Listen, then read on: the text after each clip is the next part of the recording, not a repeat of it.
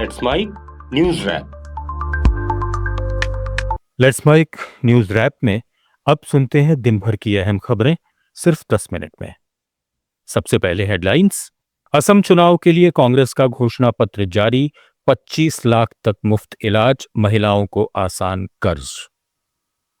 15 दिन बंगाल में रहेंगे अमित शाह, कहा घर में हराना है ममता बनर्जी को। और ईरान से भारतीयों का रेस्क्यू जारी, अब तक 1200 से ज्यादा नागरिकों को निकाला। अब खबरें विस्तार से। असम विधानसभा चुनाव से पहले राहुल गांधी ने बोकाजान में कांग्रेस का घोषणा पत्र जारी कर दिया, जिसमें शासन, स्वास्थ्य, कृषि और विकास समेत 11 बड़े क्षेत्रों पर फोकस किया गया है।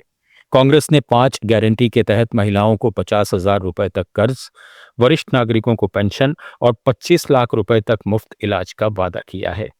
रैली में राहुल गांधी ने असम को फूलों का गुलदस्ता बताते हुए कहा कि कांग्रेस जनता को ताकत देना चाहती है, जबकि बीजेपी असम को दिल्ली से चलाना चाहती है। उन्होंने प्रधानमंत्री नरेंद्र मोदी पर भी हमला बोला और कहा कि उन्हें डोनाल्ड ट्रंप नियंत्रित करते हैं। वहीं असम के मुख्यमंत्री हिमंता बिस्वा शर्मा को सबसे भ्रष्ट मुख्यमंत्री बताते हुए उन्होंने कार्रवाई की बात कही। राज्य में 9 अप्रैल को मतदान और 4 मई को नतीजे आएंगे। महिलाओं के लिए अनकंडीशनल मंथली कैश ट्रांसफर हर महिला के बैंक अकाउंट में और 50,000 रुपए महिलाओं को बिजनेस चालू करने के लिए, एंटरप्रेन्योर बनने के लिए। यह सब 244A करने के बाद होगा।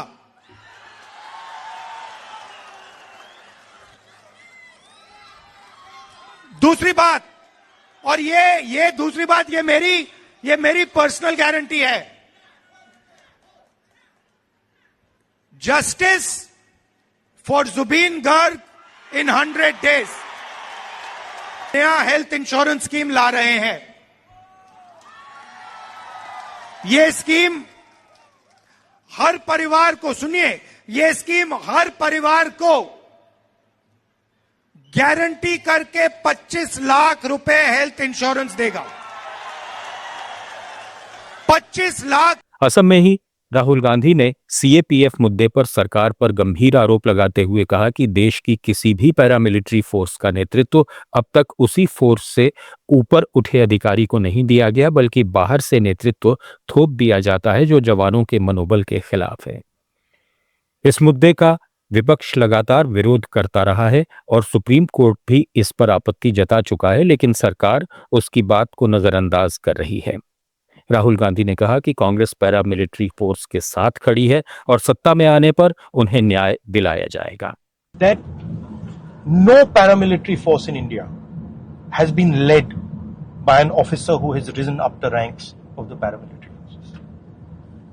एक भी ऐसी पैरामिलिट्री फोर्स नहीं है जिसकी टॉप लीडरशिप उन्हीं के अंदर से आई है। टॉप लीडरशिप पैरामिलिट्री फोर्सेस पर इंपोज की जाती है। ये बिल्कुल गलत है। Why is it wrong? Because paramilitary forces have certain skills, certain understandings. I've worked with paramilitary forces now for 20-25 years. They look after my security. They have particular niches they work in. ITBP has a particular skill. BSF has another skill. CRPF has another skill. These skills are valuable. इनका जो अभ्यास है, ये सबसे जरूरी चीज है और उन्हीं अफसरों को लीडरशिप मिलनी चाहिए जिनके पास ये अभ्यास है। अगर आप बाहर से किसी को ऑर्गेनाइजेशन के ऊपर डालोगे, उसे ऑर्गेनाइजेशन की जो आत्मा है वो नहीं समझ आएगी। That is the main issue. केंद्रीय गृह मंत्री अमित शाह ने पश्चिम बंगाल के भवानीपुर में रोड शो किया। शाह ने कहा कि वे अगले 15 दिन बंगाल में रहेंगे और तृणमूल कांग्रेस को जड़ से उखाड़ फेंकने के लिए जनता बिना डर के वोट करे। शाह ने शुवेंदु अधिकारी का जिक्र करते हुए कहा कि वे नंदीग्राम से ही नहीं बल्कि ममता बनर्जी के गढ़ में जाकर उन्हें हराना चाहते हैं। शाह ने दावा किया कि इस बार ममता बनर्जी को पूरे बंगाल के साथ साथ भवानीपुर सीट पर भी हार का सामना करना पड़ेगा। एक एक सीट कर जीतेंगे, 170 सीट तक जाएंगे तब परिवर्तन होगा, ठीक है ना? मगर मेरे पास एक शॉर्टकट है। अगर भवानी पुल वाले एक ही सीट जिता दे तो परिवर्तन अपने आप हो जाएगा। अरे शुभेंदुदा हमारे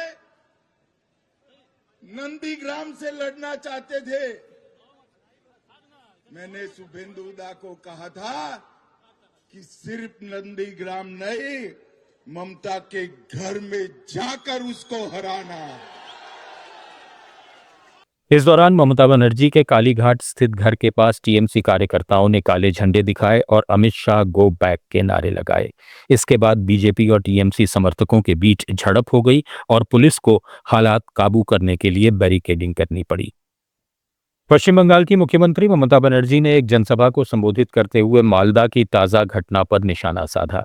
उन्होंने कहा कि कल मालदा में जो हादसा हुआ उसे किसने अंजाम दिया पता नहीं, लेकिन उन्हें किसी ने सूचना नहीं दी। ममता ने आरोप लगाया कि उन्हें कोई जानकारी नहीं देते और रात 12 बजे भाजपा समर्थकों ने न्यायाधीश के घर का घेराव किया।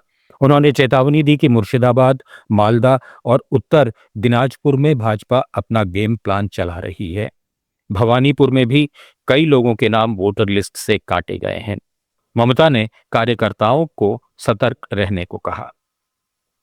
राजस्थान के पूर्व मुख्यमंत्री अशोक गहलोत आज केरल के दौरे पर हैं।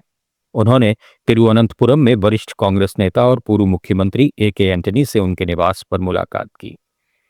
केरल विधानसभा चुनाव को लेकर तिरुवनंतपुरम में प्रेस कॉन्फ्रेंस में गहलोत ने राहुल गांधी की एक योजना की सराहना की, जिसे उन्होंने आम लोगों के लिए गेम चेंजर बताया। इस योजना से शिक्षा और स्वास्थ्य में लोगों के निजी खर्च में काफी कमी आएगी।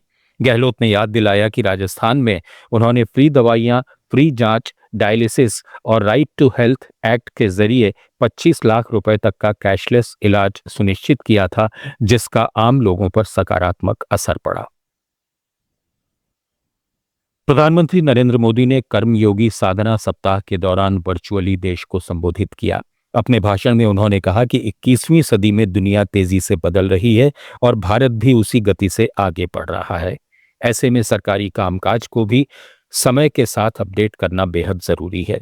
उन्होंने गवर्नेंस का मूल मंत्र नागरिक ही भगवान बताते हुए कहा कि सरकार अब पूरी तरह नागरिक केंद्रित व्यवस्था की ओर बढ़ रही है, जिससे सेवाएं ज्यादा संवेदनशील और प्रभावी बन सकें।